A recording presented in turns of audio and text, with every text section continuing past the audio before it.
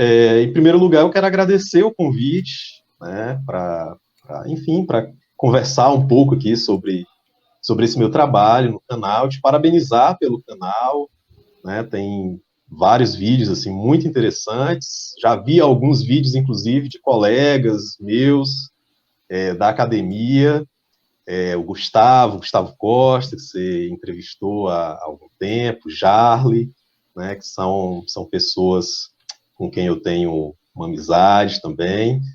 Te parabenizar pela iniciativa de fazer essa ponte, né, entre o conhecimento acadêmico, entre aquilo que está sendo produzido na academia e o público em geral, né, e recomendar aí o canal para quem ainda não conhece. O título desse artigo, né, Nietzsche, o problema da antropomorfização, né, o silêncio da natureza e o barulho da moralidade.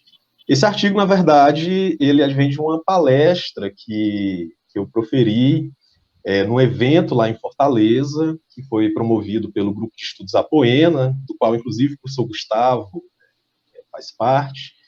E era um evento cujo título era Ecologia Cinza, Natureza Agônica, né, pensando, a partir do Schopenhauer e do Nietzsche, a questão da natureza. Então, esse artigo ele foi publicado depois na revista Trágica, em 2013, e ele procura, né, assim, basicamente, dar conta de uma aparente tensão que há ali nos textos do Nietzsche, especialmente a partir daquilo que ficou conhecido como período intermediário da obra do Nietzsche, entre algumas recomendações do Nietzsche de que nós não deveríamos antropomorfizar, né, de que nós não deveríamos atribuir juízes estéticos, religiosos, morais na nossa compreensão da natureza, do mundo e de nós mesmos, né? E, por outro lado, o fato de que o Nietzsche também se utiliza de um vocabulário bastante antropomorfizado, no final das contas. Então, esse artigo foi publicado em 2013, ele acabou se expandindo, eu diria, né, e entrou na discussão da minha tese de doutorado, que eu defendi em 2018, sob o título Nietzsche como filósofo naturalista. Então, essa discussão que está presente aí nesse artigo, ela acaba ganhando mais corpo, né, posteriormente, na minha pesquisa de doutorado, né, que trata justamente do tema da naturalização, do naturalismo, na obra do Nietzsche. Ok. Daniel, antes de eu fazer a primeira pergunta, eu queria sair um pouquinho do seu artigo e fazer uma pergunta que eu tenho evitado, mas eu vou fazer para você. O Sim. Nietzsche perdeu o pai dele muito cedo, morreu cedo. Eu fiz as contas aqui, 1900 menos 1940, menos 1844, 55, 56 anos, quase Sim. completando 56. Morreu, se não me engano, em agosto, em outubro faria 56. Morreu jovem. Pouco antes dele morrer, ele surtou e abraçou um cavalo. Surtou e abraçou um cavalo. A mulher da vida dele, que era uma intelectual, uma pesquisadora, a Salomé, aparentemente ele a amava, mas a irmã, que era um calo no sapato do Nietzsche, foi calo no sapato dele até pós-morte. Né? Dizem que a produção pós-morte do Nietzsche, ela mexeu na produção dele lá. Sim. E colocou uma perspectiva quase que nazista. Então, era um calo no sapato. A mãe dele também. As duas não deixaram que ele namorasse a Salomé. Ele convivia com uma dor crônica. Ele começou teologia. Eu acho bem interessante você tratar dessa questão da perspectiva de trazer valores ou conceitos linguísticos humanos, né? Nesse artigo para tratar, porque a teologia faz isso demais, e eu entrevisto todo mundo, teólogos, filósofos, ateus, quem não é ateu, eu entrevisto todo mundo. Meu canal, eu sou escada. O Daniel já sabe, já comentei com ele, só levanta a bola, quero ouvir todo mundo. E a teologia faz muito isso, viu? Traz conceitos humanos para que o ser humano possa entender Deus, o que aí causa uma polêmica danada também. Mas então, o Nietzsche passou por tudo isso. Você acha que essa vida que ele levou, saiu da teologia, foi para filologia, né? Interessante, viu? Ele vasculhou documentos históricos para traçar o perfil do crescimento e desenvolvimento da linguagem ao longo do tempo. A filologia trata disso. E aí ele mergulhou na filosofia.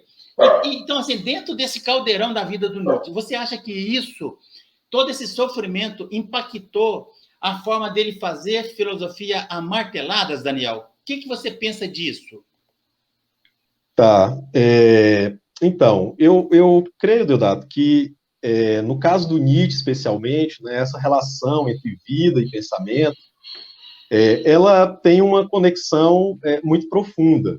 Né? Ao mesmo tempo, eu acho que a gente também tem que ter um certo cuidado sempre, quando a gente está analisando biografias de filósofos, e como que, enfim, os acontecimentos da vida dos filósofos, né, se ligam àquilo que é a produção, enfim, do pensamento deles, de não fazer também, né, retirar conclusões muito fáceis, né, ou pura e simplesmente achar que a gente pode explicar absolutamente todos os aspectos, né, das ideias de um filósofo a partir de algum aspecto da sua biografia. Né? Embora, né, obviamente, o Nietzsche é um desses pensadores que está o tempo todo, na verdade, relacionando vida e pensamento, né? E a sua filosofia, ela traz muito essas marcas, né? Marcas que são disso que você falou, por exemplo, né, da questão da doença, da questão da saúde. O Nietzsche está falando na sua filosofia da questão da grande saúde. Né? Creio que a questão fundamental é como ele se apossa desses dados da sua biografia, né, e transfigura, na verdade, isso numa forma bastante própria de filosofar. Essa dimensão que você falou de fazer filosofia a golpes de martelo, né, numa perspectiva, muitas vezes, polêmica, né, isso eu acho que tem que ser colocado também, né, dentro da própria estratégia de exposição do Nietzsche, né, do modo de expor a sua filosofia. Então, na verdade, o Nietzsche é um autor que passeia por vários gêneros textuais, né? Você pega uma obra como O Nascimento da Tragédia e uma obra como Humano Demasiado Humano, são obras que têm uma economia textual, uma forma de escrita bastante distintas. Você pega uma Genealogia da Moral, que já se coloca como escrito polêmico, né? Ou o Anticristo, que aí você também vai perceber, né, vários elementos bastante incisivos. Então, esse traço, né, de fazer filosofia a golpes de martelo, e muitas vezes assumir uma postura em relação à tradição filosófica, ela também está ligada a uma certa estratégia, né, de exposição, de uso de artifícios retóricos, que o Nietzsche também se utiliza disso o tempo todo, né, no sentido de desestabilizar, muitas vezes, as nossas crenças, as nossas convicções, as nossas perspectivas, a nossa visão de mundo. Né? Então, o Nietzsche é um autor que faz essa escrita, né, que muitas vezes tem um tom realmente de provocação, dependendo do texto, né, e que tem, de fato, muitas vezes esse objetivo de desestabilizar, de nos desalojar, né, da familiaridade com que a gente leva o nosso cotidiano, as nossas convicções, as nossas crenças. Então, eu creio que essa dimensão, né, ela também está ligada a essa estratégia retórica assim, do Nietzsche em vários textos. Né? Enquanto isso, em outros, você tem um tom muito mais sóbrio, como, sei lá, talvez humano, demasiado humano. Então, isso, na verdade, varia muito na obra dele. E do ponto de vista dos aspectos biográficos, né, como eu falei, o Nietzsche é um autor que, de fato, traz, né, essa marca para dentro do seu próprio filosofar, mas, ao mesmo tempo, eu acho que a gente não pode, esses mesmos dados biográficos poderiam ter o levado numa direção completamente oposta, né? Ou esses mesmos dados biográficos, por exemplo, eles podem levar um autor numa direção totalmente diferente. Então, eles não são suficientes, eu diria, né, para que a gente possa derivar ou explicar exaustivamente as posições que são assumidas pelo filósofo.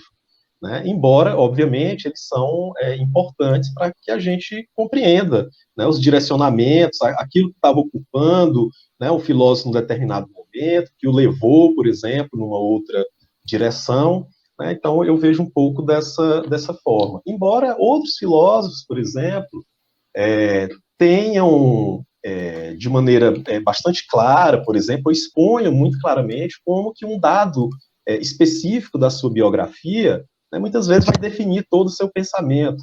Né? Se a gente pensar, por exemplo, um filósofo como Emile Cioran, né, um filósofo romeno, contemporâneo, né, com filosofia extremamente pessimista, ele fala muito claramente que, por exemplo, a experiência da insônia, né, o fato de não dormir, de não conseguir ver o nascer do dia, né, levou ele a um pensamento bastante negativo, né, de não ter a experiência da novidade, da inovação, enfim. Então, no caso dele, por exemplo, né, isso ele mesmo, né, reconhece como um dado, uma experiência, né, na sua biografia que determina todo o seu pensamento. Eu não sei se no Nietzsche a gente pode dizer que haja uma experiência nesse sentido, né? Embora ele vá transfigurando na sua filosofia também essas diversas experiências aí que ele tem, enfim, ao longo da trajetória de vida.